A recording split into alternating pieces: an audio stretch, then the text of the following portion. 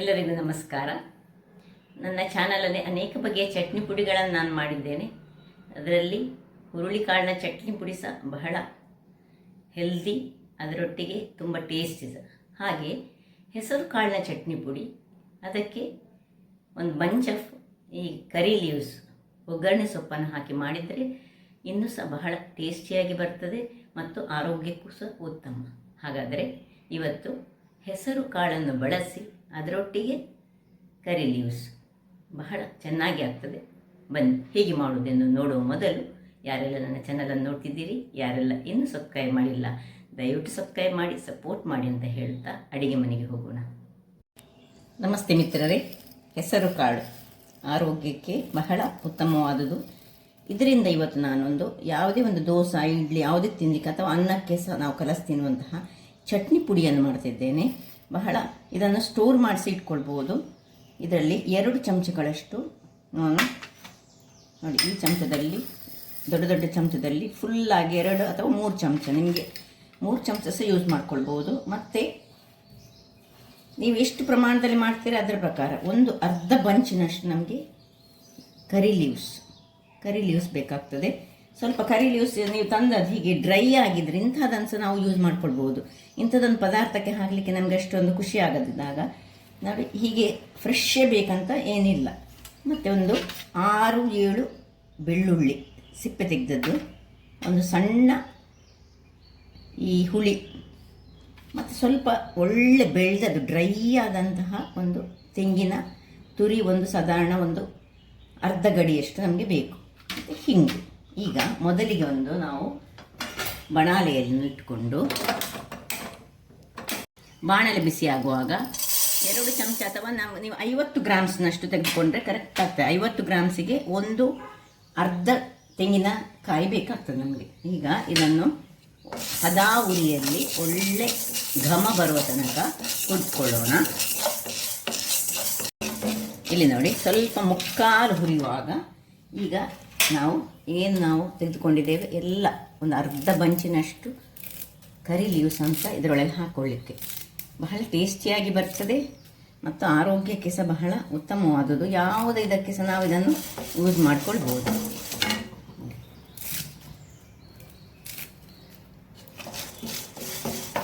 ಇದನ್ನು ಸಹ ಒಳ್ಳೆ ಇದರಲ್ಲಿ ಡ್ರೈ ಫ್ರೈ ಮಾಡ್ಕೊಳ್ಳೋಣ. ವೀಕ್ಷಕರೇ, ಇಲ್ಲಿ ನೋಡಿ, ಇದೀಗ ಹೀಗೆ ಮುಟ್ಟುವಾಗ ಹೀಗೆ ಪುಡಿ ಆಗಬೇಕು, ಅಷ್ಟಾಗುವಾಗ ತನಕ ಮಾಡಿಕೊಂಡು ಇದಕ್ಕೆ ಬೆಳ್ಳುಳ್ಳಿ ಹಾಕ್ಕೊಳ್ತಿದ್ದೇನೆ. ಬೆಳ್ಳುಳ್ಳಿಯನ್ನು ಹಾಕ್ಕೊಂಡು ಕೂಡಲೇ ನಾನೀಗ ಆಫ್ ಮಾಡ್ಕೊಳ್ತಿದ್ದೇನೆ. ಆಫ್ ಮಾಡಿಕೊಂಡು ಈ ಬಿಸಿಯಲ್ಲಿ ಬೆಳ್ಳುಳ್ಳಿ ಸ್ವಲ್ಪ ಅದರ ನೀರಿನ ಅಂಶ ಇದ್ದದ್ದು ಹೋಗಲಿ ಅದರಲ್ಲಿ. ಸಪೋಸ್ ನಿಮ್ಮದು ತೆಂಗಿನಕಾಯಿ ಸ್ವಲ್ಪ ಈ ಎಳತ್ತಾಗಿದ್ದರೆ ಅದನ್ನು ಸಹ ಸ್ವಲ್ಪ ಫ್ರೈ ಮಾಡಬೇಕಾಗ್ತದೆ. ಬೆಳೆದ ತೆಂಗಿನಕಾಯಿ ಆದರೆ ಮಾಡಬೇಕಂತ. ಈಗ ನಿಮ್ಮ ಖಾರಕ್ಕೆ ತಕ್ಕ ನಾನು 3 ಮೆಣಸನ್ನು ಇಲ್ಲಿ ಹಾಕ್ಕೊಳ್ತಿದ್ದೇನೆ. ಈ ಆಫ್ ಮಾಡ್ಕೊಂಡಿದ್ದೇನೆ. ಅದರ ಬಿಸಿಯಲ್ಲಿಯೇ ಇದೀಗ ಹೆಚ್ಚು ಫ್ರೈ ಆಗಲಿಕ್ಕಿಲ್ಲ. ಮೆಣಸೆಲ್ಲ ಏನು ಫ್ರೈ ಆಗಲಿಕ್ಕೆ, ಮೆಣಸು ಮತ್ತು ಬೆಳ್ಳುಳ್ಳಿ ಹೆಚ್ಚು ಫ್ರೈ ಆಗಲಿಕ್ಕಿಲ್ಲ. ಇಲ್ಲೀಗ ಸ್ವಲ್ಪ ಹಿಂಗು, ಇದೆಲ್ಲ ಆಫ್ ಮಾಡಿದ ಮೇಲೆ ನಾವು ಹಾಕ್ಕೊಳ್ಳೋದು. ಹಿಂಗು ಒಂದು ಚಮಚವ ಅರ್ಧ ಚಮಚವ ಎಷ್ಟು ಬೇಕು ನಿಮಗೆ. ಸ್ವಲ್ಪ ಹೆಚ್ಚು ಬೇಕಿದ್ದರೆ ಹೆಚ್ಚು ಹಾಕ್ಬೋದು, ಬೇಡದವರು ಸ್ಕಿಪ್ ಮಾಡ್ಬೋದು. ಆದರೆ ಸ್ವಲ್ಪ ಈ ಹೆಸರು ಕಾಳು ಸ್ವಲ್ಪ ಗ್ಯಾಸ್ಟ್ರಿಕ್ ಅಂಶ ಹೊಂದಿರ್ತದೆ ಅಂತ ಹೇಳ್ತಾರೆ. ಹಾಗಾಗಿ ನಾವು ಈ ಬೆಳ್ಳುಳ್ಳಿ ಹಾಕಿದರೆ ಕೆಲವರು ಹಿಂಗು ಹಾಕುವುದಿಲ್ಲ. ಇನ್ನು ಇದಕ್ಕೆ ಹುಳಿ ಬೆಲ್ಲ ಮತ್ತೆ ಹಾಕೊಳ್ಳೋಣ. ಇದು ಸ್ವಲ್ಪ ತಣ್ಣಗಾಗಲಿ. ವೀಕ್ಷಕರೇ, ಇದೀಗ ತಣ್ಣಗಾಯಿತು. ಈಗ ಇದನ್ನೆಲ್ಲ ಇಷ್ಟನ್ನು ಮಾತ್ರ ಹೀಗೆ ಮೆಣಸು ಮತ್ತು ಬೆಳ್ಳುಳ್ಳಿ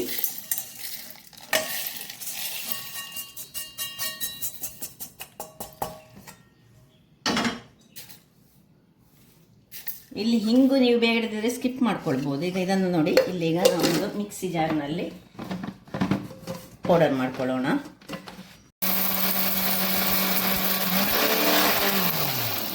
ನೋಡಿ, ಇಷ್ಟು ಅರ್ಧ ಪೌಡರ್ ಆಗುವಾಗ ಈಗ ಇದಕ್ಕೆ ಸ್ವಲ್ಪ ಹುಳಿ ಡ್ರೈ ಇರಬೇಕು, ಒಣಗಿದ ಇರಬೇಕು. ಇನ್ನು ತೆಂಗಿನ ತುರಿ ಇಷ್ಟನ್ನು ಹಾಕಿ ಈಗ ನಾವು ಸ್ವಲ್ಪ ಪ್ರಮಾಣದಲ್ಲಿ ಮಾಡುವಾಗ ಸ್ವಲ್ಪ ಕೂಡಲೇ ತುಂಬ ಪ್ರಮಾಣದಲ್ಲಿ ನೀವು ಚಟ್ನಿ ಪುಡಿ ಮಾಡುವಾಗ ನೀವು ಇದನ್ನು ಸಹ ಸ್ವಲ್ಪ ಫ್ರೈ ಮಾಡಿಕೊಳ್ಬೇಕು, ಮತ್ತು ಹುಳಿಯನ್ನು ಸಹ ಸ್ವಲ್ಪ ಫ್ರೈ ಮಾಡಿಕೊಳ್ಬೇಕು.